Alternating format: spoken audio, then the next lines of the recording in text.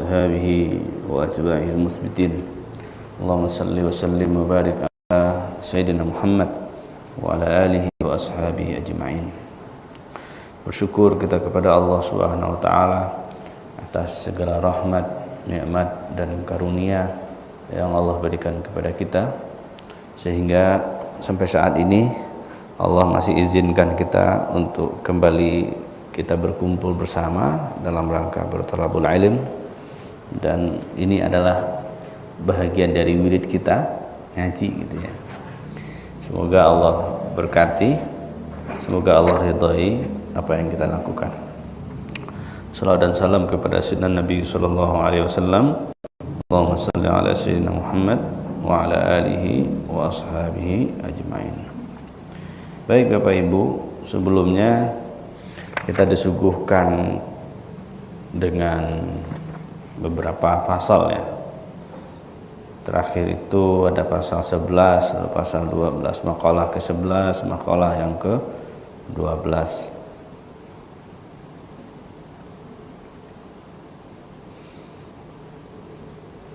Di mana yang berkaitan dengan makalah yang ke-11 itu berkenaan dengan ada keinginan kemarin itu terkait dengan keinginan menikah ya. Menikah. Jika belum mampu, maka serahkan urusan itu kepada Allah ya. Tunggu jalan keluarnya. Yang dalam diungkapkan dalam ungkapannya muntaziral faraji minal bari ya. Menunggu jalan keluar dari Allah Subhanahu wa taala. Jika Allah berikan jalan keluar, ada kalanya Allah mudahkan, ada kalanya Allah hilangkan rasa ingin menikah itu. Poinnya apa? Poinnya adalah bagaimana kita menghilangkan keinginan. Babnya syahwat di situ. Nah, bahwa semuanya itu mesti kita pahami. Jika Allah Subhanahu wa taala memberikan kepada kita jalan keluar, apakah jalan keluarnya disegerakan menikah atau dihilangkan rasa itu? Yang tugas kita bagaimana? Tugas kita itu adalah mensyukuri terhadap apa yang diberikan oleh Allah kepada kita. Itu hal penting itu. Kalau diberi syukur, kalau belum diberi maka mesti melazimi atau selalu bersabar, selalu dididik kesabaran kita, nahan diri.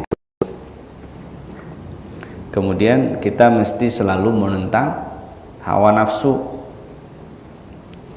dengan catatan kita mesti berpegang teguh kepada amarnya Allah dan ridha terhadap ketentuannya Allah Subhanahu wa taala, lalu berharap karunia dari Allah Subhanahu wa taala.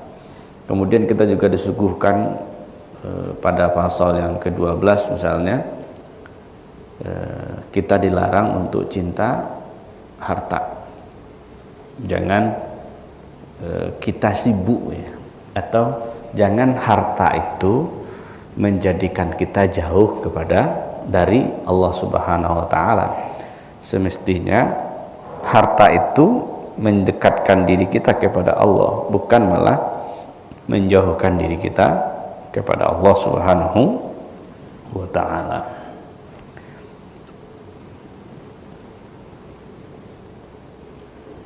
Dan yang harus dipahami, ini juga relevan ini dengan pembahasan kita berikutnya.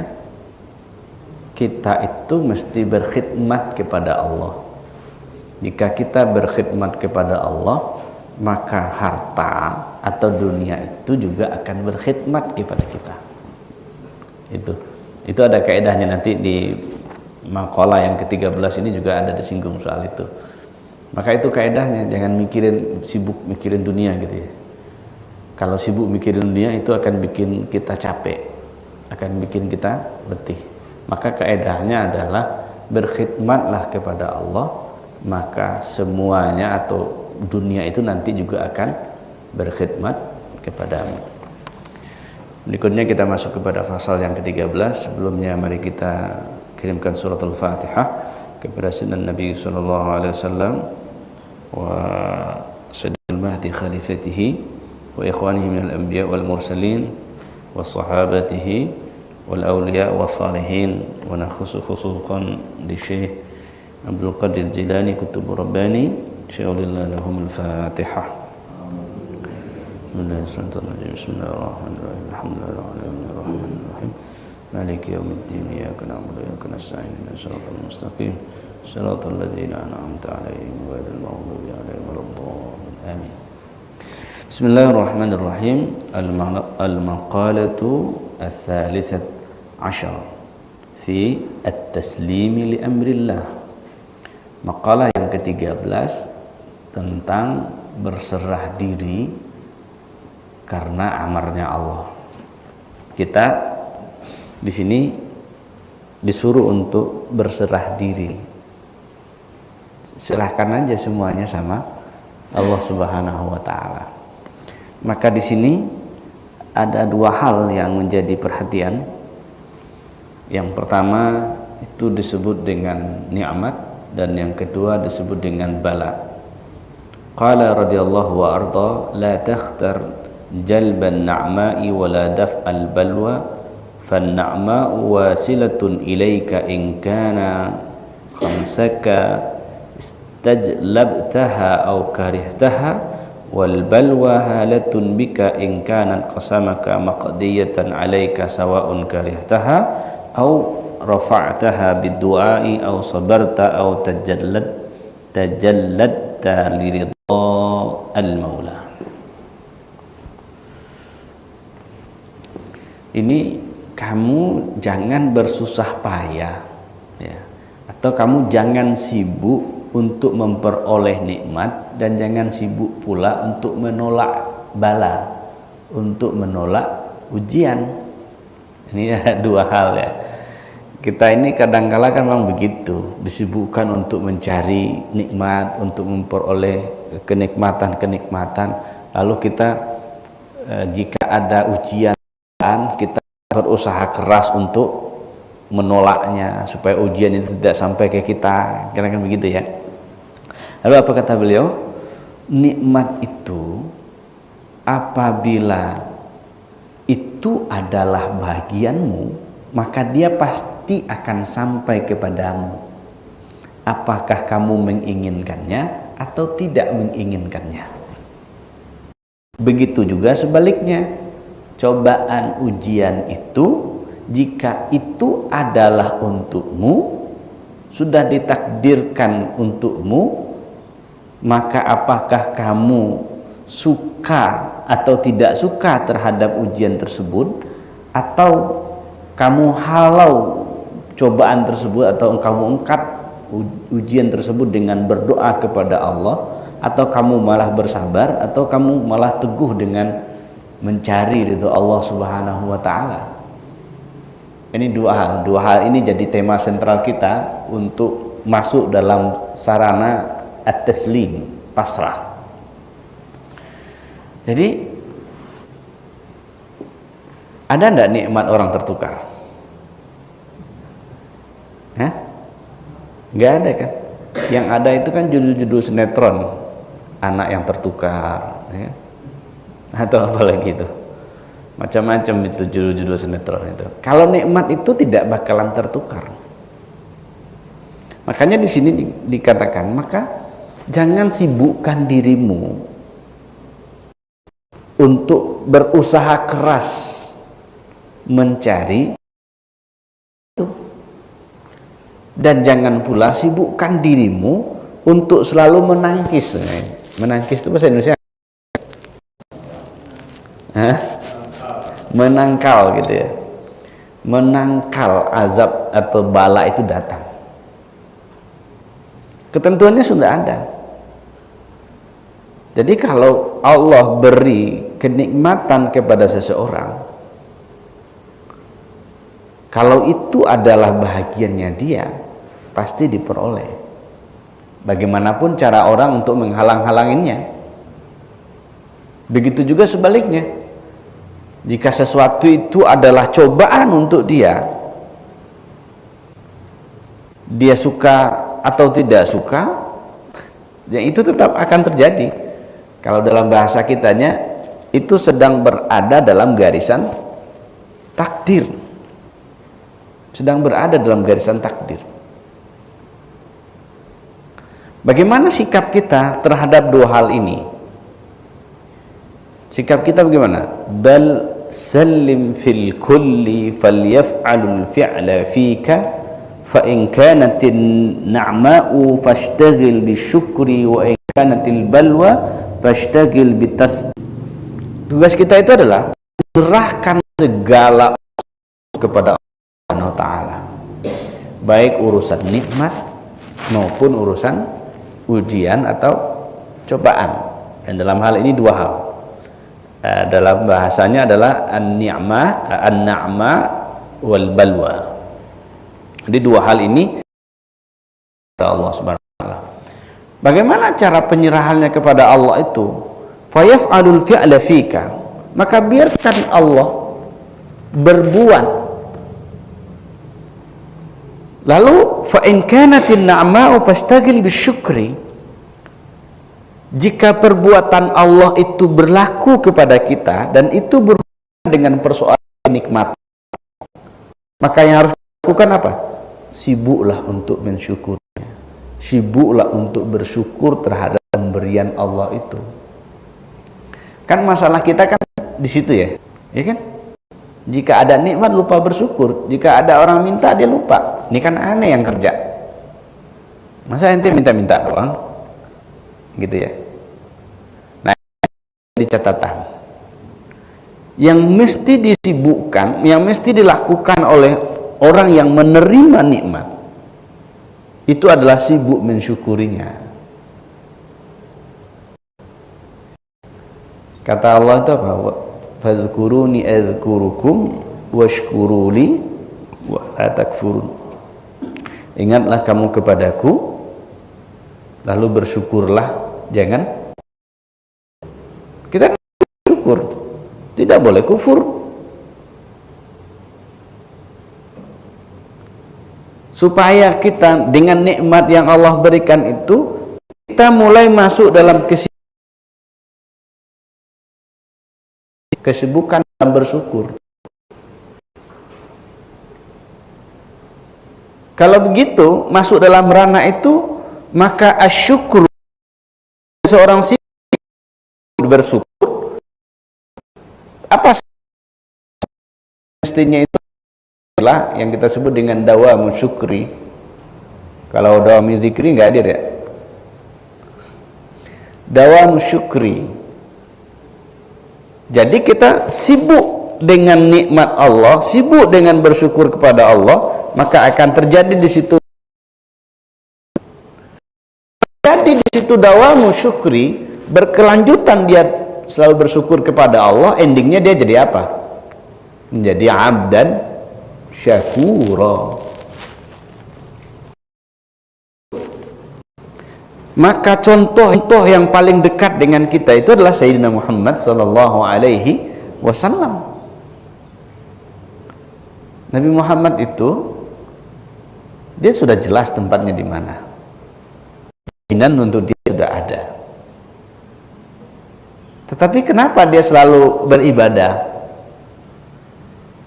Selalu tidak, ibadahnya tidak hanya soal yang wajib-wajib saja, tapi yang sunnah-sunnah juga. Sunnah versi kita, wajib versi sallallahu alaihi.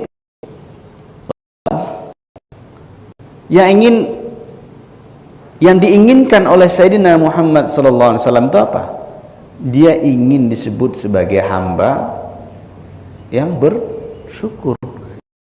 Yang oleh Sayyidina Muhammad kepada kita itu adalah bagaimana menjadi hamba yang bersyukur. Menjadi hamba yang bersyukur.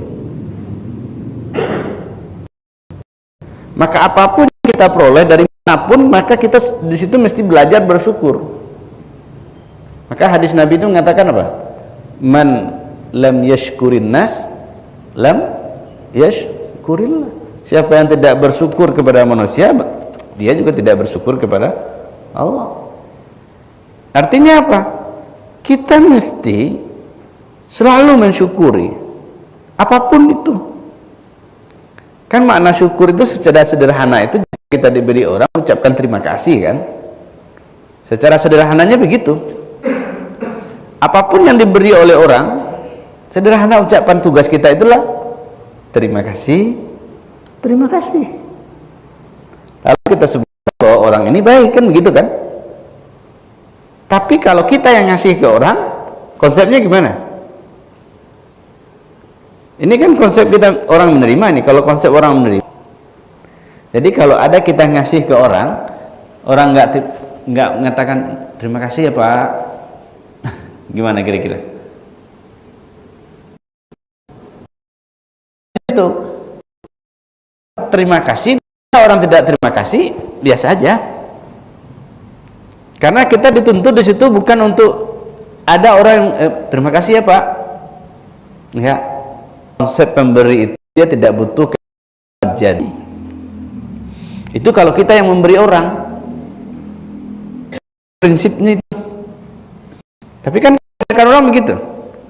Dikasih, dia ngasih, mesti muncul dari kalam orang itu ucapan apa? Terima kasih. Kalau tidak muncul kalam itu apa kalam orang ngasih? Ini orang pandai, tidak bisa kasih. Atau ujungnya apa lagi? Ini kalau nggak saya yang bantu dia, ini belum jadi dia ini. Macam-macam. Maka konsepnya itu kudu bener. Kalau kita yang memberi kepada siapa saja, konsepnya mesti begitu. Kita tidak membutuhkan uluran terima kasih dan balasannya. Tapi kan bagi sebagian teman tidak begitu kan? Apa yang diberi mesti orang tahu, dan orang mesti dia mesti dihormati oleh orang. Caleg, nyebutin BA-nya. Faktanya memang begitu.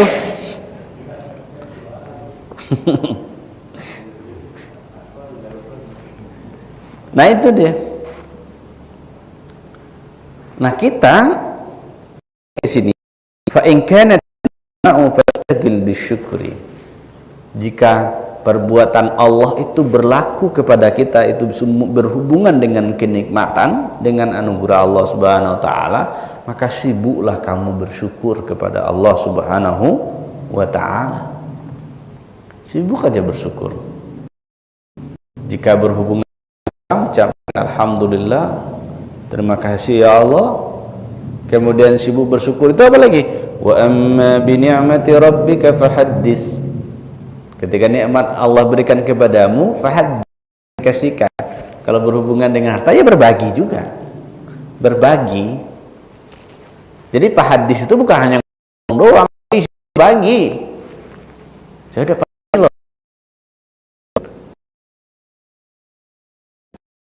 jadi nikmat itu berbagi supaya masing-masing sama-sama menikmati anugerah yang diberikan oleh Allah Subhanahu wa taala. Dalam hadis itu katakan, setelah ini kita sebut, wa in kanatil balwa fashtagil bitasabburi was-sabri awil muwafaqati wat-tana'um biha awil adami awil fana' fiha ala qadri ma tu'ta minal halati wa tunaqqala fiha wa ma tasiru fil manazili fi tariqil maula alladhi umirta bi ta'atihi wal mawalah litasila ila rafiqil a'la, gitu ya. Jika perbuatan Allah itu yang berlaku kepadamu itu dalam bentuk balwa, ujian atau cobaan, fashtagil, maka atau dan dinikmatin ujian itu. Sudah mulai beda toh. Pertama tabah dan sabar, kemudian diterima ujian itu, kemudian dinikmatin, atau dianggap tidak ada ujian itu, atau fanakan dirimu dalam ujian itu. di atas ketentuan Allah. Fanakan, lenyapkan dirimu di dalam pemberian Allah itu, karena dari situlah kamu akan menempuh jalan, mengikuti manazil menuju Allah Subhanahu wa ta'ala yang telah memerintahkan kepadamu untuk mentaatinya dan mintanya. Allah lah yang jadi, supaya kamu bisa sampai kepada Allah Subhanahu wa ta'ala. Jika itu kamu lakukan, inaizin maqama man taqaddama wa madha minas siddiqin wa syuhada wa salihin litu'aina man sabaqaka ilal maliki wa minhu dana wa wajada indahu kulla tarifatin wa sururan wa amnan wa karamatan wa ni'aman. Jika kamu begitu, kamu lenyap di dalamnya, kamu anggap bahwa ujian itu tiada, maka makommu ketika itu adalah sama seperti makom orang-orang yang terdahulu, yang dilalui oleh orang-orang siddiqin, oleh orang-orang syuhada, oleh orang-orang salihin. Apa gunanya? Ini diperlihatkan oleh Allah kepadamu, begitulah jalan yang dilalui oleh orang-orang sebelummu sebelum dia sampai kepada Allah Subhanahu wa ta'ala, sehingga dia memperoleh hal yang baru, sehingga dia mendapatkan kebahagiaan, keamanan, kemuliaan, dan kenikmatan. Jadi begini, kita semestinya ketika dihadapkan dengan ujian, kalau sebelumnya kita sudah sebut dengan ibtila, di belakang sudah kita bahas juga ibtila, ujian. Ini apapun, ini tergantung kita. Jika kita memahami bahwa cobaan itu dianggap ujian, ya kita mesti sabar di situ, tabah. Tapi catatannya dengan kemarin, kalau sabar dan tabah isinya apa? Isinya adalah zikrullah. Kenapa dikatakan sabar dan tabah itu isinya zikrullah? Innallaha ma'as sabirin. Sesungguhnya Allah bersama dengan orang-orang yang sabar. Lah kalau orangnya nggak nyebut nama Allah, kira-kira Allah bersama dengan dia nggak?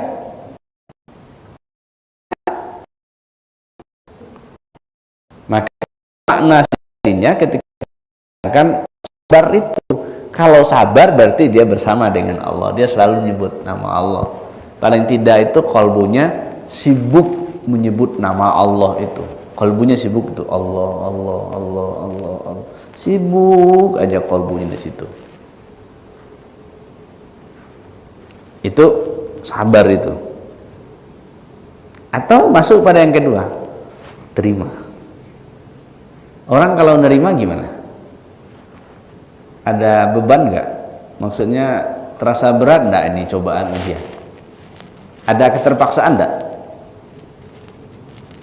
Terima. Terima, ya ini ujian, ya kita terima aja. Lalu dinikmatin gitu. Mencoba memahami ujian itu, dipahami itu adalah nikmat, dipandang itu adalah nikmat. Ini orangnya sudah mulai geser loh, makamnya sudah mulai beda nih orang. Kalau ujian dan cobaan itu sudah dianggap dia terima dan dijadikan itu adalah kenikmatan, ini nggak sembarangan orang yang bisa begitu, dia nikmatin aja. Kalau begitu sudah dianggap nikmat, maka bagi dia tidak ada cobaan. Apapun yang diberikan oleh Allah itu semuanya an-ni'am wal fadl, kenikmatan dan karunia. Kalau orang sudah sampai di situ, kira-kira ada enggak bagi dia perbedaan antara nikmat dan ujian? Ya ada, karena dia sudah terima itu, dia sudah menikmatin. Maka apapun yang datang dari Allah semuanya adalah al-fadlu wan ni'am, karunia dan kenikmatan. Itu yang ada. Kalau kita gimana kira-kira? Sudah begitu? Semua yang diberikan oleh Allah itu adalah kenikmatan. Sudah merasa begitu? Ini kita lihat masing-masing. Jangan lihat orang, lihat masing-masing aja gimana gitu ya. Lalu yang berikutnya, awil adam, Dianggap tidak ada ujian. Itu tidak ada ujian, nggak ada ujian. Kalau sebelumnya kita sudah sebut, si salik mungkin bagi si talib salik mungkin bagi dia ada ujian, tapi bagi si murid itu tidak ujian tapi tepaan. Dia didadar untuk itu, dia dibentuk untuk menjadi gitu. Nah, tapi kalau sudah masuk di sini al-adam, dia sudah menganggap tidak ada ujian. Nggak ada ujian, nggak ada merasa diuji. Makanya kalau kita bicara bab kekasih, ada nggak kekasih itu diuji? Nggak ada. Kalau sudah jadi kekasih nggak ada ujian-ujian lagi. Apa yang dilakukan oleh kekasihnya dia terima dengan ridho. Kan itu pointer kekasih itu. Nggak ada lagi. Yang ada ujian-ujian itu kan sebelum cintanya diterima kan? Begitu kan? Diuji lah. Setelah diterima, setelah akad, ada lagi kah ujian-ujiannya? Sebetulnya tidak. Nggak ada lagi ujiannya. Nah, bagaimana kita bisa memahami bahwa sesuatu itu sudah tiada, ujian itu sudah tiada, nggak ada ujian, nggak ada. Dia coba mengusahakan nol, al-adam, tidak ada ujian itu.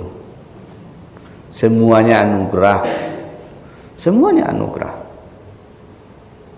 Nah, lalu apa lagi? Al-fana qadri ma tu'ta min alat. Lebur di situ.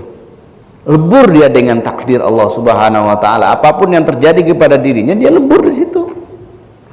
Maka di doa yang sering kita kalamkan itu, raditu fima qaddara, ya Allah aku ridha terhadap semua ketentuanmu. Maka yang sering juga kita sebut-sebut, yang sering diwiridkan oleh anak-anak TK dulu waktu didikan subuh, raditu billahi rabba wa bil islami dina wa bi sayyidina Muhammadin nabiyya wa rasula. Itu kalam diulang-ulang, ternyata itu maknanya luar biasa. Semestinya itu jadi wirid kita juga, bukan wirid anak-anak TK yang didikan subuh. Walaupun sekarang di kota-kota nggak ada lagi didikan subuh. Kalau di kampung-kampung masih ada didikan subuh, masih. Tapi nggak semuanya juga nggak semua kampung juga ada didikan subuhnya. Tapi itu jadi pertanyaan juga itu. Kenapa nggak bisa ada didikan subuh ya? Ini kayaknya pengurus musola ini juga memikirkan itu harus ada didikan subuh juga itu. Kan didikan subuh itu kan mendidik anak-anak itu. Mendidik anak-anak supaya bacaan sholatnya benar, kan diantaranya begitu ya. Lalu bacaan ayatnya benar, lalu dia melantunkan ayat-ayat Allah, berselawat kepada Sayyidina Muhammad. Itu kan hal yang luar biasa itu.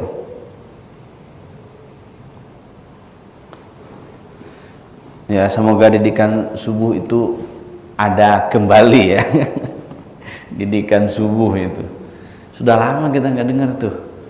Gimana anak-anak azan gitu ya, bagaimana dia iqomah, bagaimana dia lomba berpidato, belajar berpidato gitu kan. Lalu bagaimana dia dikonsep menjadi seorang imam, lalu bagaimana dia dikonsep menjadi seorang khatib atau da'i. Sekarang itu yang kurang tuh. Agaknya ini juga jadi renungan bagi siapa saja kita misalnya dimanapun. Agaknya ini jadi renungan. Harus itu dihidupkan kembali, itu didikan subuh itu. Supaya anak-anak kan sekali seminggu kan, supaya anak-anak itu bisa belajar. Asik loh didikan subuh itu. Kalau masa-masa ini kan masa-masa pernah didikan subuh kan. Saya aja masih ada mendapatkan masa didikan subuh. Masa bapak-bapak yang muda ini kagak kan? Itu PR kita itu ya, bagaimana didikan subuh itu kembali muncul itu. Tapi tentunya semuanya dengan berembuk ya. Jika semuanya itu sudah kita terima, yang tadi itu sudah masuk dia kepada tatanan ya, semuanya diserahkan kepada Allah lah. Urusan itu diserahkan kepada Allah. Jika semuanya sudah diserahkan kepada Allah Subhanahu wa taala, itulah jalan menuju Allah itu. Jalan menuju Allah itu adalah berserah diri. Jadi kalau kita berserah diri, apapun yang terjadi semuanya serahkan kepada Allah. Maka apapun yang terjadi, maka tidak ada kalam di situ. Tidak ada upatan di situ. Nah ini nih, kita mulai itu. Masuk dalam at-taslim itu. Kalau sudah begitu, itulah caranya Allah menyampaikanmu, itulah asbab kamu bisa sampai kepada Allah Subhanahu wa ta'ala. Itu asbabnya sampai ila rafiqil a'la, kepada Allah Subhanahu wa ta'ala. Maka kalau sudah begitu, kata Syekh Abdul Qadir, maka makommu ketika itu sama seperti makomat orang-orang terdahulu, orang-orang siddiqin, orang-orang syuhada, mati syahid, lalu orang-orang saleh. Nah itu diperlihatkan Allah kepadamu, begitulah cara, itulah jalan yang ditempuh oleh orang-orang sebelummu untuk sampai kepada Allah Subhanahu wa ta'ala. Itu jalannya, jalan itu yang ditempuh, berserah. Kalau begitu, da'il balya tazuruka khalli min sabiliha wa la takif wa la tajza' min maji'iha wa kurbiha falaysa naruha a'zama min nari jahannam waladha. Kalau begitu ya, biarkan aja tuh, biarkan saja baliyah, cobaan, ujian itu mendatangimu. Biarin aja dia datang, mau kapanpun dia datang, silahkan. Khalli min sabiliha, kosongkan jalan untuk dia tuh. Lalu jangan berhenti di situ, jangan berhenti di situ, jangan diam berdiri di situ.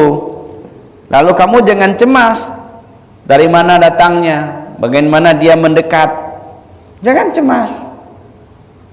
Maka apinya, ini kalau diibaratkan dengan api, apinya cobaan itu tidak lebih hebat daripada apinya jahanam dan apinya ladha, tidak lebih panas. Jadi kalau ada ujian dan cobaan, itu belum seberapa jika dibandingkan dengan api neraka jahanam dan api neraka ladha. Ini kita di sini sudah pernah merasakan api jahanam, api ladha. Jangankan api jahanam, api Korea api aja pusing, ya kan? Maka jangan cemaslah, jangan cemas. Allah yang menciptakan kita. Ya kalau kita diciptakan, oh terserah Allah, mau kita diapain aja oleh Allah, serahin aja sama Allah. Pasti semuanya itu yang terbaik untuk kita. Faqad thabata fil khabaril mir khairil bariyati wa khairi man hamalathu al-ardu wa adallathu as-sama' sayyiduna Muhammad al-Mustafa sallallahu alaihi wasallam annahu qala inna an-nara ja'alul mu'min juzya mu'min faqad adfa'a nuruka lahabi. Nah, ini Nabi Muhammad SAW bersabda, punya orang mukmin. Apa katanya? Orang mukmin, cepatlah kalian keluar dari neraka ini, atau berlalulah kalian segera jalan, segera minggat. Kenapa? Karena nurmu itu akan memadamkan kobaran api neraka itu.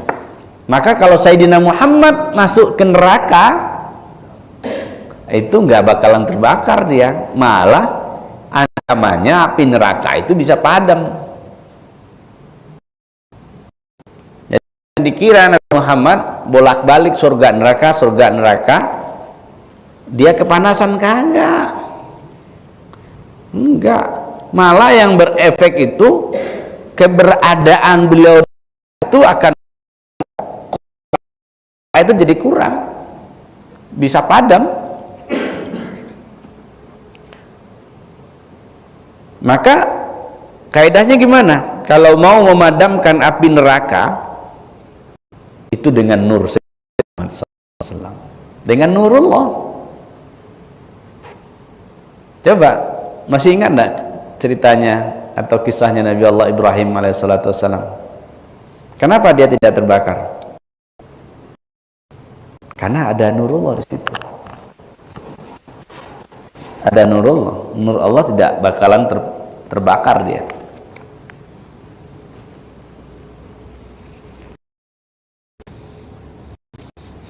Fahal kana nurul mu'min alladhi atfa'a lahaban nar fi ladha illa alladhi sahibahu dunya alam yamurra litajid da sabr wafaqatika maula wa hij alla bika min dhalik min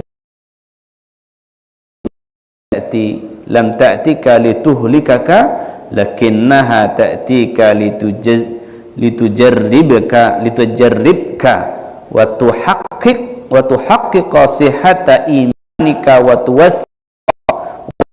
yakinika yubashshiruka batinuha min maulaka mubahatihi bika. Qala ta'ala wa la nabluwakum hatta al-mujahidina minkum was-sabirin wa nabluwa akhbarakum.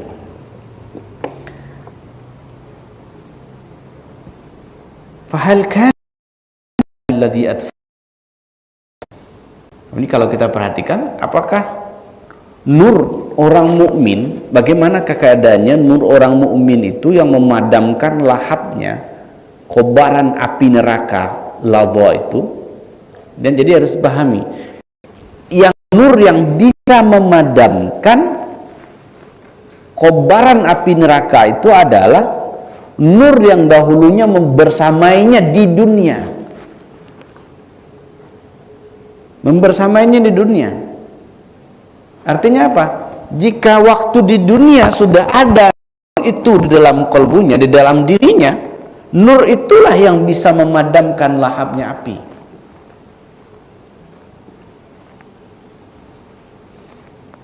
Maka mesti dijaga nur.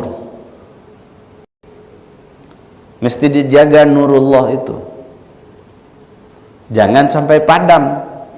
Karena tugas kegelapan itu apa? Memadamkan nurullah itu. Dan kita harus paham nurullah itu tidak akan padam.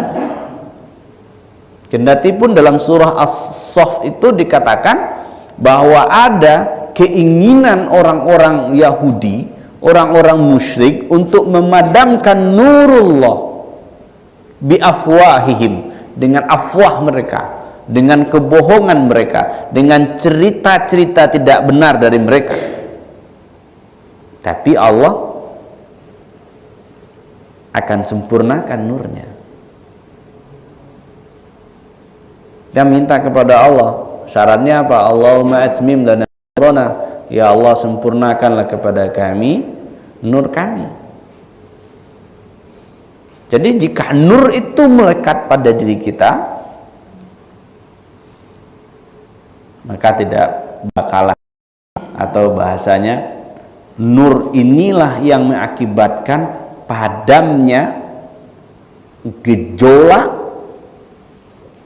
ujian itu, api ujian. Jadi kalau orang ada nur dalam kolbunya, mau ujian atau tidak itu sama aja bagi dia. Jadi ternyata rahasianya yang tadi disebut, orang yang memiliki nurullah, yang nurullah bersemayam dalam dirinya, atau dalam bahasa lain nurullah itu aktif Nurullah itu aktif. Maka falyutfi hadan nur lahabal balwa. Tentu nur itulah yang akan memadamkan gejolak api ujian. Jadi tidak terasa ada ujian karena sudah diterima dengan nur. Sehingga apa yang terjadi berikutnya? Maka kamu akan memperoleh begitu hebatnya, disebut dengan dinginnya kesabaranmu, lalu ketaatanmu kepada Allah. Jadi sabar itu membuat orang jadi adem. Sabar itu membuat orang jadi adem. Kalau ada soal, ada orang marah, coba sabar. Sabar itu bikin tenang, sabar itu bikin adem. Kalau nggak percaya, coba ya. Kalau nggak percaya, coba. Sabar aja sudah.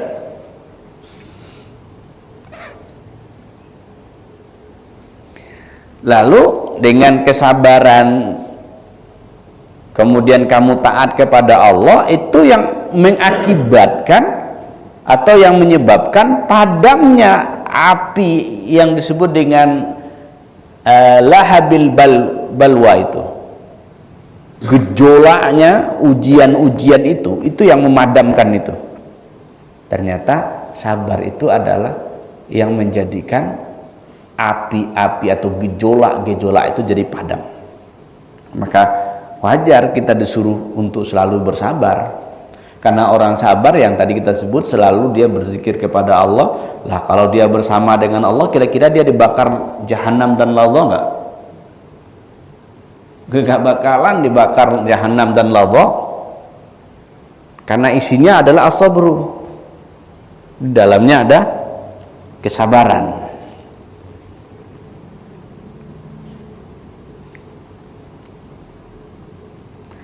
Fal baliyatu lam ta'tika lituhlikaka.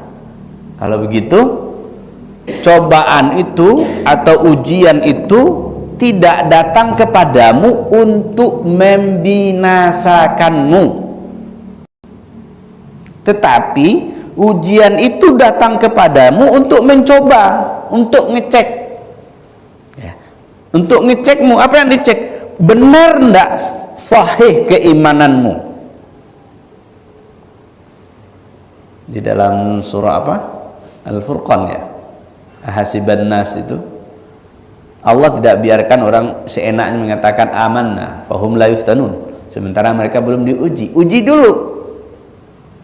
Jadi cobaan itu, balwa tadi itu adalah untuk cek benar enggak iman yang oke ini. Sahih enggak imannya ini? Ini kepercayaannya pilar-pilar keyakinannya oke enggak? Lalu batinnya oke enggak? Itu dicek. Jadi tujuannya itu adalah untuk melihat sahih enggak imannya,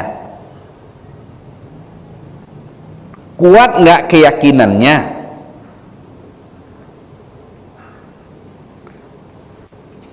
Ya kalau bahasa kitanya kan untuk menguji. Menguji itu artinya apa?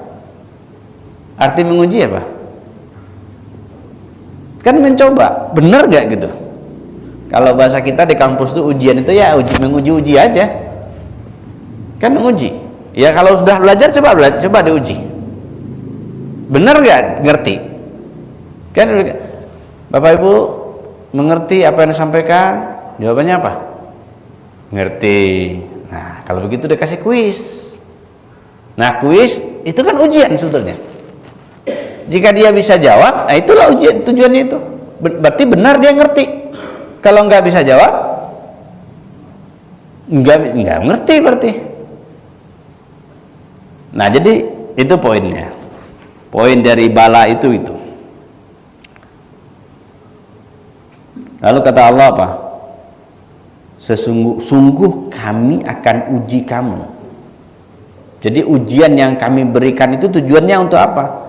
Hatta na'lamal mujahidina minkum, supaya kami bisa mendeteksi siapa di antara kamu itu memang memiliki mujahadah yang bersungguh-sungguh.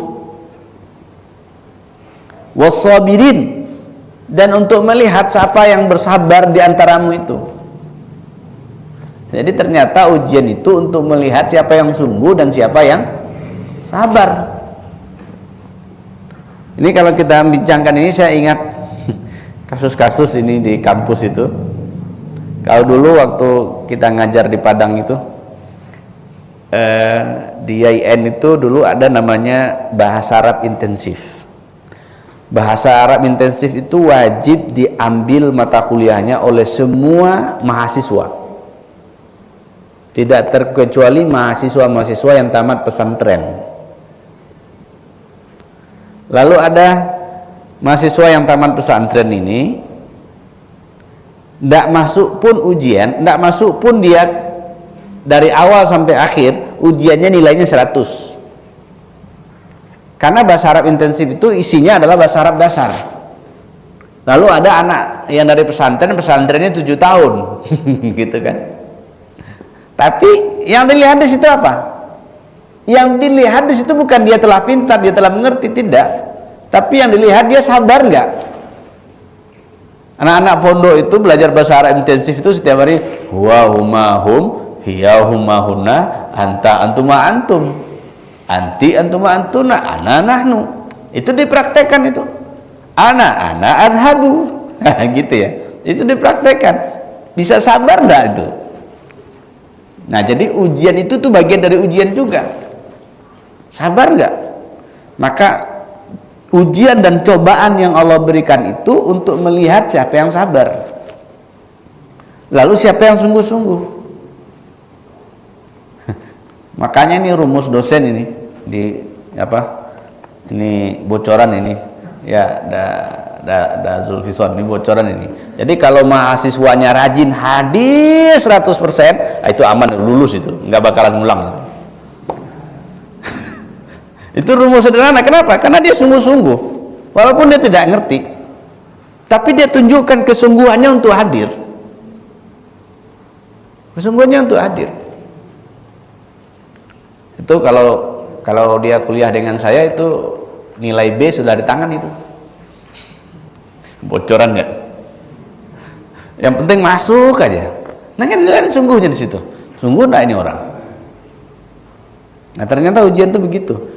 Lalu yang ketiga di dalam surah Al-Muluk itu liyabluwakum ayyukum ahsanu amala. Baru di situ dilihat ujian itu gunanya adalah untuk melihat siapa di antara kamu itu yang paling baik. Ayyukum ahsanu amala, siapa yang paling baik amalnya. Baru itu yang terakhir itu, siapa yang paling baik amalnya. Kan yang dilihat Allah itu inna akramakum indallahi atqakum. Yang dilihat oleh Allah itu siapa yang paling takwa di antara kamu. Di antara orang-orang yang bertakwa, lalu dilihat siapa yang paling takwa. Nah, untuk melihat siapa yang paling takwa itu gunanya yang tadi itu. Untuk melihat siapa yang paling oke, siapa yang paling takwa. Maka dalam ujian itu, ujian terberat itu yang pertama diberikan kepada para nabi dan rasul. Ya kan? Summal amsal fal amsal. Kemudian ujian berikutnya ya di bawah nabi dan rasul siapa? Ya aulia. Begitu seterusnya. Maka kalau kadar kewaliannya lebih tinggi, maka tentu ujiannya itu lebih tinggi juga. Atau dalam bahasa lainnya tentu didikannya itu lebih lagi daripada yang di bawahnya. Kalau dalam bahasa kitanya di kampus anak S1, S2, S3 itu strata ujiannya beda, dan kuantitas ujiannya juga beda. Nah itu. Kemudian wa nabluwa akhbarakum, kami akan uji perilakumu. Diuji juga ini bagaimana kita ini diuji.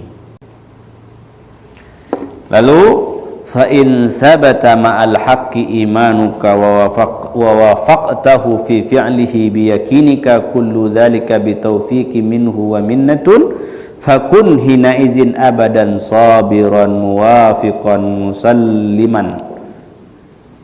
musallaman la tahdutsu fika wala fi ghairika hadisun ma kharaja 'anil amri wan nahi fa idza kana amruhu sama wa tasara wa taharraq wa la taskun wa la tusallim lil qadri wal fi'li bal ubdul tawqaka wa majhudaka litu'addil amr fa in ajasta fadunaka iltija'a ila maulaka azza wa jalla. Kalau sudah thabata ma'al haq imanuka, kalau imanmu itu sudah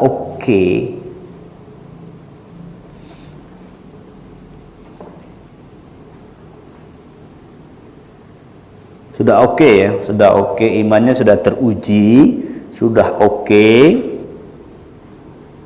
sudah menyesuaikan ya, perbuatannya sudah juga, keyakinannya juga sudah semuanya itu berdasarkan taufiknya Allah Subhanahu wa ta'ala, semuanya itu berdasarkan anugerah Allah Subhanahu wa ta'ala, maka ketika itu kamu disebut muwafiqan musallaman, baru kita disebut dengan orang sabar, baru kita disebut orang menjalankan dan mengikuti semua perintah Allah, baru kita disebut dengan orang yang berserah diri kepada Allah Subhanahu wa ta'ala. Sehingga tidak ada kejadian yang terjadi padamu atau tidak ada juga terjadi kepada orang lain itu semuanya kecuali sumbernya dari amar dan nahi Allah Subhanahu wa ta'ala. Maka kalau begitu, apapun yang muncul dari amarnya Allah, dari perintah Allah, apabila ada perintah Allah Azza wa Jalla, maka yang mesti dilakukan adalah segera lakukan, gerak segera, jangan diam, jangan pasif terhadap takdir Allah dan perbuatannya, akan tetapi segera laksanakan dan sungguh-sungguh untuk melaksanakan perintah Allah Subhanahu wa ta'ala. Jadi kalau sudah ada perintah Allah, tidak ada alasan untuk tidak melakukannya segera. Maka bersegeralah lakukan perintah Allah itu. Jadi tidak ada tidak ditunda, ntar ya, dikit lagi. Nah, enggak ada itu. Tapi kalau sudah dia meyakini itu adalah amar Allah, dia segera melakukannya. Nah, jika kamu, kan ada juga orang yang yang cari alasan ya, nggak kuat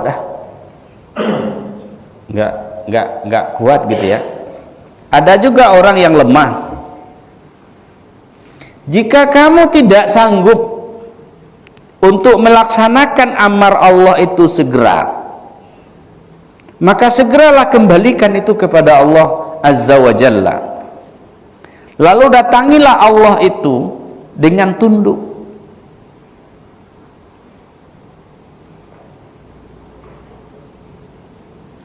Lalu cek, ini sebabnya apa ini? Teliti, apa ini sebabnya? Kenapa saya lemah sekali? Kenapa saya tidak kuat ya untuk melakukan amarnya Allah, untuk menyegerakan? Lalu apa sih yang menghalangi aku untuk taat kepada Allah Subhanahu wa ta'ala itu? Dia coba mengecek, apa sih yang membuat kita terhalang taat kepada Allah itu apa? Apa yang menghalangi? La'alla dzalika li syu'umi du'aika wa su'i adabika fi ta'atihi. Boleh jadi saja yang menghalang itu karena buruknya doamu, lalu buruknya adabmu dalam taat. Lalu apalagi waru'unatika wattikalika ala haulika wa quwwatika wa i'jabika bi'ilmika wa syirkika iyyaka binafsika wa khalqih fasaddaka an babih an ta'atih anka madada taufiqih wa walla anka wajhul karim wa maqataka wa qalaka wa shaghalaka bibalaika dunyaka wa hawaka wa iradatika wa munaka. Lalu kebodohanmu dan kamu terlalu mengandalkan upaya dan kuasamu, lalu kamu sombong terhadap ilmumu, lalu kamu musyrik dengan dirimu dan dengan pencipta. Itulah sebetulnya yang menjadi penghalang kamu menuju Allah. Jadi yang menjadi penghalang itu karena mungkin permintaannya tidak baik, lalu adabnya tidak baik, ya. Lalu apalagi? Ya karena kebodohannya, terlalu mengandalkan ini kan saya yang berusaha gitu ya, saya gitu, terlalu mengandalkan hal yang demikian, lalu membanggakan menyumbang ilmu yang diberikan oleh Allah, lalu karena ada kesyirikan di situ, syirik dengan dirinya dan syirik dengan Tuhannya, itulah yang menjadi sebab terhalangnya. Kemudian itulah yang menjadi sebab dia kalau wa'azalaka itu kan dikucilkan atau dihilangkan, atau bahasa lainnya dipecat gitu ya. Itulah yang mengakibatkan dia tidak taat kepada Allah dan dia tidak berkhidmat lagi. Jadi orang yang tidak taat kepada Allah itu sebabnya itu.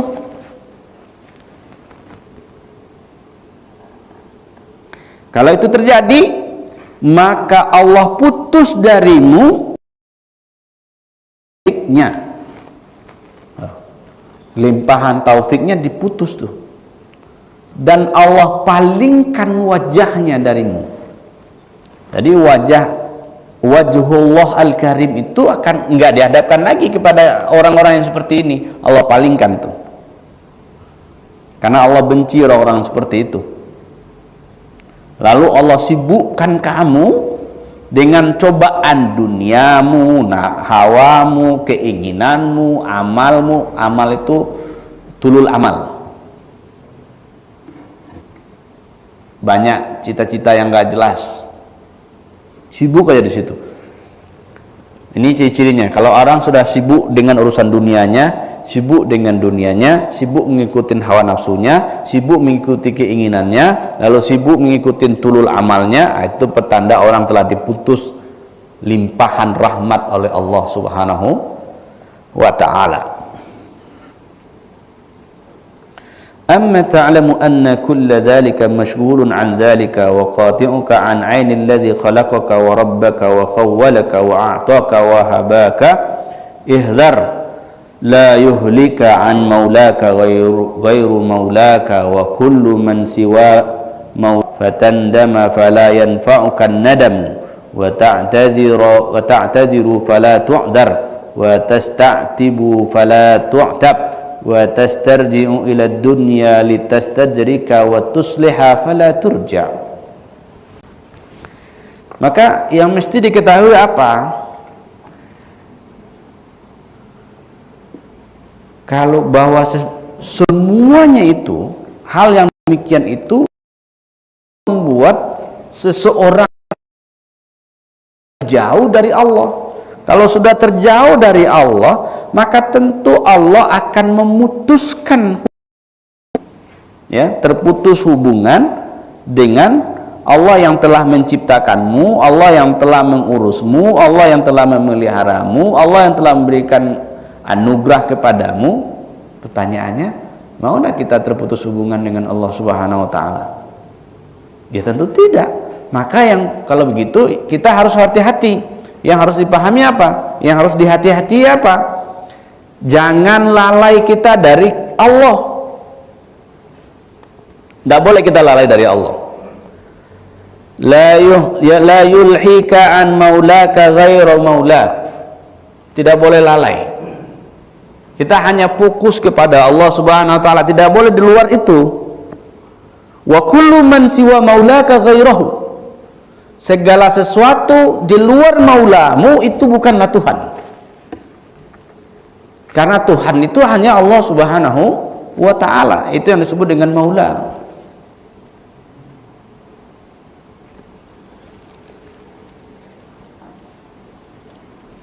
Maka ini kerjaan kita itu, kita mesti sibuk dengan Allah, jangan sampai lalai. Jangan sampai kita tidak selalu bersama dengan Allah Subhanahu wa ta'ala. Itu kita diingatkan itu. Maka jangan pula mementingkan selainnya Allah. Karena kan kita ini kan diciptakan oleh Allah. Semuanya itu kan diciptakan oleh Allah. Oleh karenanya jangan kamu jadikan dirimu itu gelap. Maka jangan juga kamu sibuk dengan selain perintah Allah. Yang harus dilakukan apa? Yang harus dilakukan itu kamu mesti sibuk dengan Allah dan dengan perintahnya Allah Subhanahu wa ta'ala. Kalau kamu tidak sibuk dengan Allah dan dengan perintahnya Allah, tetapi kamu sibuk dengan selainnya Allah, fayudkhilukan nar. Itulah sebab kamu akan masuk neraka. Kalau kita tidak sibuk dengan Allah, kita sibuk dengan selain Allah, itulah yang menjadi sebab masuk neraka. Bahan bakar api neraka itu adalah manusia dan batu. Nah, pertanyaannya, kita yang hadir di sini bahagian dari bahan bakar api neraka atau tidak? Nah, itu kita aja ngecek itu, bagian bahan bakar atau tidak tuh. Maka jangan lalai kita dari Allah Subhanahu wa ta'ala. Kalau tidak lalai dengan Allah bagaimana? Ya selalu dawamu zikri, dawamu syukri. Ada sudah dua dawam itu. Nah, kalau sudah jadi bahan api neraka gimana? Tidak ada gunanya penyesalan.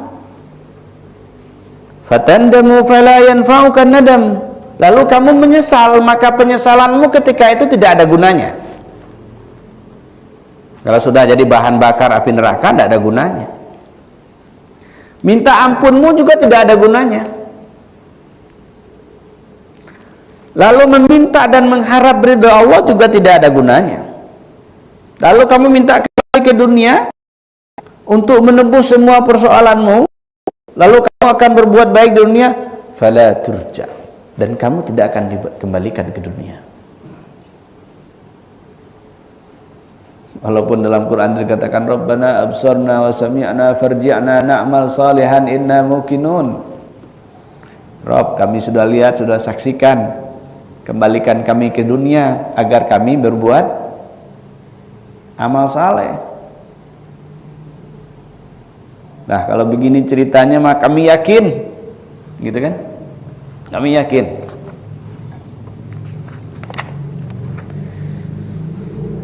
Sudah.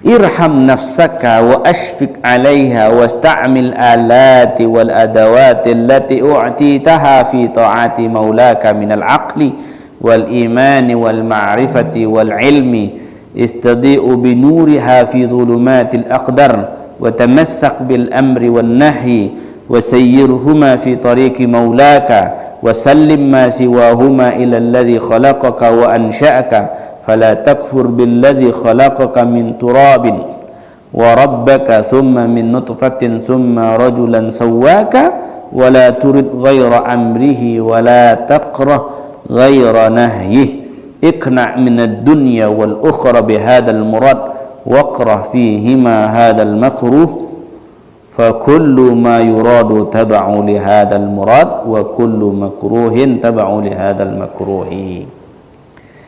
Oleh karena itu, kasihanilah kamu terhadap dirimu, simpatilah kamu terhadapnya. Itu ya. Kalau nggak mau masuk neraka, nggak mau jadi bahan bakarnya neraka, kasihanilah dirimu, simpatilah terhadap dirimu. Kalau kamu bersimpati dan kasihan terhadap dirimu, segeralah beramal, gunakanlah sarana prasarana untuk beramal. yang telah Allah berikan kepadamu untuk mentaatinya. Allah sudah berikan akal, Allah sudah berikan iman, Allah sudah berikan ma'rifat, Allah sudah berikan ilmu.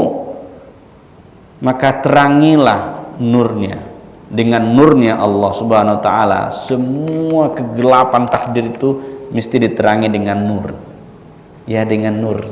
Nurnya Allah. Siapa nurnya Allah? Muhammad Nurullah.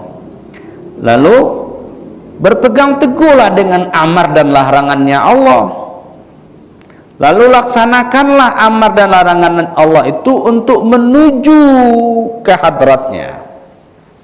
Jadi kalau orang mau usul disebut dengan sampai kepada Allah itu, dia mesti dua rel ini. Ada amar dan ada nahi. Ada perintah, ada larangan. Selalu ikut rel itu, tidak boleh keluar dari itu. Lalu serahkan kedua-duanya itu kepada Allah. Amar nahinya itu diserahkan kepada Allah, karena Allah lah yang telah menciptakan kamu. Tidak boleh kamu kufur terhadap hal itu, karena Allah telah menciptakan kamu dari tanah, Allah yang telah mendidikmu, kemudian kamu juga diciptakan dari nutfah, kemudian Allah sempurnakan penciptaanmu. Oleh karenanya, jangan ada keinginan selain untuk melakukan dan melaksanakan amarnya Allah. Dan jangan ada pula punya keinginan lain untuk tidak benci terhadap larangannya Allah subhanahu wa ta'ala. Jadi apa yang diperintah Allah itu kita mesti suka lakukan. Lalu apa yang dilarang oleh Allah itu kita mesti benci juga, nggak boleh dikerjakan. Maka cukuplah di dunia dan di akhirat ini, maksud dari dua hal ini. Jadi apa yang dibenci oleh Allah di dunia dan di akhirat, maka itu yang harus kita lakukan. Kita benci juga. Dan apa yang diinginkan oleh Allah di dunia dan di akhirat, itulah yang mesti kita lakukan. Panjang juga ya. Ini bagian akhir ini. Bagian akhir setelah bahagiannya. Idza kunta ma'a amrihi kanatil aqwan fi amrika wa idza karihta nahyahu farrat minka al wahalat. Ini hasilnya. Yang tadi itu kita kerjakan semua amar Allah, kita kerjakan semua apa yang dilarang oleh Allah subhanahu wa ta'ala, bukan dikerjakan. Apa yang dilarang oleh Allah itu tidak dikerjakan. Bagaimana kata Allah? Apabila kamu ma'amrihi, bersama atau melaksanakan amarnya Allah, kanatil aqwan fi amrika, bukan Amerika ya, maka seluruh alam semesta ini tergantung kamu. Maksudnya apa? Bisa kamu perintah-perintah gitu. Catatannya satu, kamu ikutin amar Allah seluruhnya, maka alam semesta ini juga nurut kepada perintahmu. Tuh. Apabila kamu benci terhadap larangannya Allah, maka semua yang kamu benci di muka bumi ini itu menjauh darimu. Dimanapun kamu berada itu jauh, kebencian itu jauh darimu. Yang sederhana tuh konsepnya dalam dua hal tadi itu. Lakukan amar Allah, maka alam semesta ini akan tunduk kepadamu. Jadi wajar saja ketika ada orang nyuruh ini dan itu. Ada lagi misalnya orang, oh hujan, berhenti hujan misalnya. Ya jika dia berada dalam lingkaran ini kan sah-sah saja. Apa saja bisa dia minta, karena dia sudah bersama dengannya. Nih, kalau sudah begini, kata Allah Azza wa Jalla, apa? Ya ibna Adam, ana Allah, alladzi la ilaha illa ana, aqulu li syai' kun fayakun. Ati'ni aj'aluka taqulu li syai' kun fayakun. Kata Allah dalam hadis qudsinya, wahai anak Adam, saya adalah Allah yang tidak ada Tuhan kecuali saya. Aku berkata kepada sesuatu itu cukup mengalamkan kun, maka terjadilah sesuatu itu. Ati'ni, taati aku, lalu akan aku jadikan perkataanmu terhadap segala sesuatu cukup menjalankan kun fayakun, maka terjadi dia. Ini kira-kira nih orangnya siapa ini? Orangnya siapa ini? Ya, orangnya adalah kekasih Allah Subhanahu wa taala. Lalu di kalam berikutnya, qala azza wa jalla ya dunya man khadamani fakhdimhu wa man khadamaki fa'atbihi.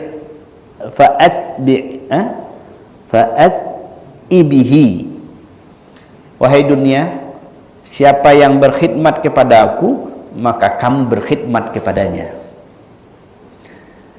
Tapi siapa yang berkhidmat kepadamu, orang itu capek dia, letih dia. Ini kaidahnya begitu. Maka kalau kita berkhidmat kepada Allah, dunia itu akan berkhidmat kepada kita. Tapi kalau kita berkhidmat kepada dunia, wah, kita dibikin capek, letih kita. Itu kaidahnya begitu. Tidak ada ceritanya orang yang berkhidmat kepada Allah lalu dunia lari daripadanya, enggak. Orang yang berkhidmat kepada Allah, berkhidmat di jalan Allah, dunia akan berkhidmat kepadanya. Ini rahasianya ini. Dia orang-orang yang berkhidmat kepada Allah, dunia pasti kepadanya.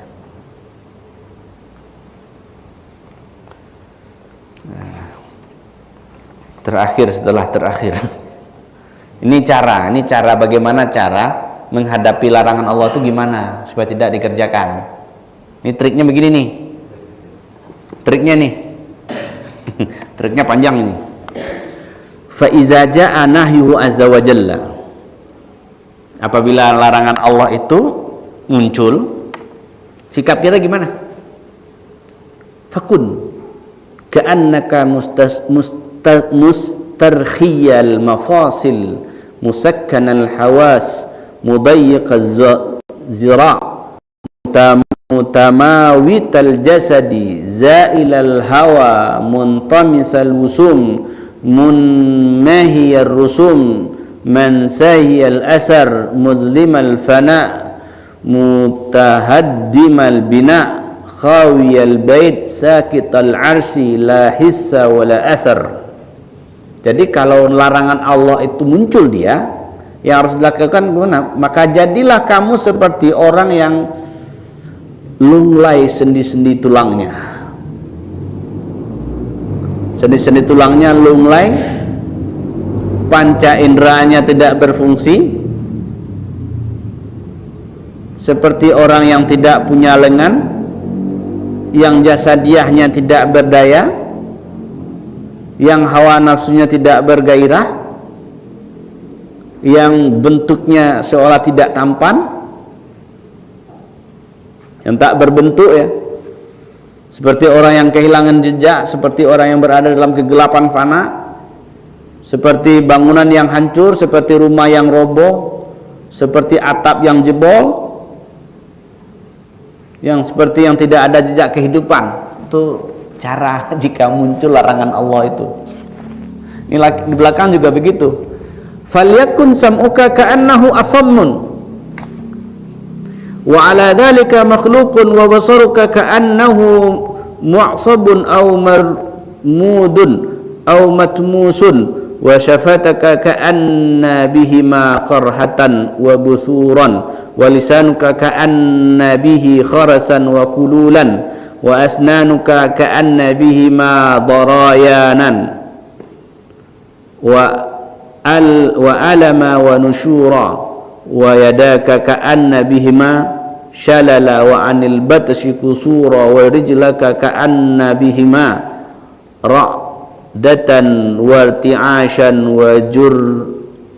wa juruhan wa farjuka ka'anna bihi 'inatan wa bighairi dhalika sya'nin mashghulun wa batnuka ka'anna bihi imtila'a wartiwa'a wa 'ani ta'ami ghaniyun wa 'aqluka ka'annaka majnunun makhbulun wa jasaduka ka'annaka mayitun wa ilal qabri mahmulun. Ini triknya kalau bertemu dengan larangan Allah itu. Maka jadilah telingamu itu seolah-olah tuli. Seolah-olah tuli itu tuli dari semenjak lahir, tuli permanen. Ini kalau larangan Allah ya. Tiba-tiba muncul larangan Allah, lalu aktifkan model tuli. Aktifkan model tuli, tulinya tuli permanen. Lalu aktifkan mata, model buta, dan butanya buta semenjak lahir. Lalu aktifkan model mulut ini, yang mulutnya luka dan berbisul. Kira-kira gimana itu? Kira-kira mulutnya luka dan berbisul. Lalu aktifkan model lisan keluh, nggak bisa ngomong, gitu ya, nggak bisa ngomong. Dan aktifkan model sakit gigi, yang giginya mau copot, ya kan? Aktifkan model itu. Lalu tangan apa? Aktifkan model tangan lumpuh, nggak bisa mengambil, nggak sanggup, gitu ya. Aktifkan model-model itu. Lalu ketika berhubungan dengan kaki, aktifkan model kaki gemetaran, seperti orang turun gunung. Itu cerita kita naik gunung kemarin ya. Naiknya aja enak, turunnya gemetaran. Aktifkan itu model penggetaran itu. Dan kaki yang penuh luka. Lalu jika berhubungan itu dengan kemaluan, dengan kehormatan, aktifkan model lumpuh impoten. Dia nggak bergairah deh. Aktifkan model itu. Jika berhubungan dengan perut, aktifkan model kenyang, sehingga dia nggak butuh makan. Jika larangan Allah itu berhubungan dengan yang perut, aktifkan model kenyang. Jika model larangan Allah itu muncul yang berhubungan dengan syahwat, dengan apa namanya, lawan jenis, aktifkan model lumpuh, tak berdaya, lemah syahwat. Ya, aktifkan model itu. Kalau berhubungan dengan akliyah, aktifkan model orang gila. Itu. Aktifkan model orang gila, majnun. Jika berhubungan dengan jasadmu, aktifkan mode mayit. Mayit gimana? Terserah, tinggal dibawa aja ke kubur, tinggal digotong. Oleh karenanya, fattasamu'u wa tasaru'u fil amr. Dengarkan, bersegeralah untuk melakukan perintah Allah Subhanahu wa ta'ala. Wa taqa'udu wa taja'udu wa takasuru fin nahi. Engganlah untuk tak melakukan larangan Allah Subhanahu wa ta'ala, tak punya gairah untuk melakukan larangan gitu ya. Kalau larangan itu muncul langsung lemas gitu, modelnya langsung begitu. Tapi jika perintah langsung semangat gitu. Jangan dibalik, jangan dibalik. Kalau dibalik bahaya. Aktifkan model itu. Lalu apalagi? Aktifkan model mayit. Aktifkan model kita ini tidak ada, lalu aktifkan model apa lagi? Model lenyap dalam takdirnya Allah Subhanahu wa ta'ala. Fashrab hadhihi syarab. Ini, nikmatinlah minuman ini. Wa tadawa bihadzal dawa. Ini obatnya. Jadi kalau kita punya penyakit yang banyak penyakitnya masalah larangan Allah ini, sulit dia untuk tidak melakukan. Ini obatnya. Ini obatnya. Sering ya, kalau ada sering melakukan larangan Allah, ini obatnya. Aktifkan model ini. Ini hidangannya. Ini santapannya, santap malamnya ini. Nah, inilah yang menjadi nanti kita berharap supaya apa yang terjadi pada kita yang mendapat penyakit seperti ini bisa sembuh. Bisa sembuh dan dimaafkan oleh Allah Subhanahu wa ta'ala, sehingga semua dosa-dosanya itu diampuni oleh Allah Subhanahu wa ta'ala. Kembali kita pada poin awal, Ini semuanya adalah berhubungan bagaimana kita berserah diri kepada Allah Subhanahu wa taala. Kita serahkan semuanya kepada Allah. Ini kan kalau kita berserah diri kepada Allah, Allah tunjukkan caranya. Allah tunjukkan caranya bagaimana melakukan perintahnya. Lalu Allah tunjukkan triknya. Bagaimana cara untuk tidak tergoda oleh larangan Allah. Ini yang tadi itu kita sebutkan itu trik-trik supaya kita tidak tergoda dari larangan Allah Subhanahu wa taala. Sekali lagi, maka kita jangan cemas dengan persoalan kehidupan ini. Cukup satu saja, berkhidmatlah kepada Allah, maka dunia akan berkhidmat kepadamu. Jangan berkhidmat kepada dunia. Kalau kamu berkhidmat kepada dunia, kamu yang menjadi letih. Lalu selalulah kamu bersama dengan amarnya Allah, dengan perintahnya Allah. Jika kamu selalu bersama dengan amarnya Allah, maka alam semesta ini akan tunduk kepadamu, kepada perintahmu. Dan berikutnya apa? Selalulah kamu berada benci pada larangan Allah. Jika kamu benci kepada larangan Allah, maka apapun yang kamu benci itu akan selalu jauh kepadamu. Itulah harapan kita. Catatan lain, semuanya itu adalah tidak akan berlaku melainkan biidnillahi ta'ala, insya Allah. Semuanya itu tidak berlaku kecuali dengan izinnya Allah Subhanahu wa ta'ala. Semoga bermanfaat untuk kita semua. Semuanya itu mesti kita serahkan kepada Allah. Apakah itu berhubungan dengan amar atau berhubungan dengan larangan Allah Subhanahu wa ta'ala, semuanya kita serahkan kepada Allah. Jika itu adalah nikmat, perbanyak syukur. Jika itu adalah ujian, perbanyak sabar, tabah, atau diterima, atau dinikmati, atau dianggap tiada, atau kita lenyap di dalamnya.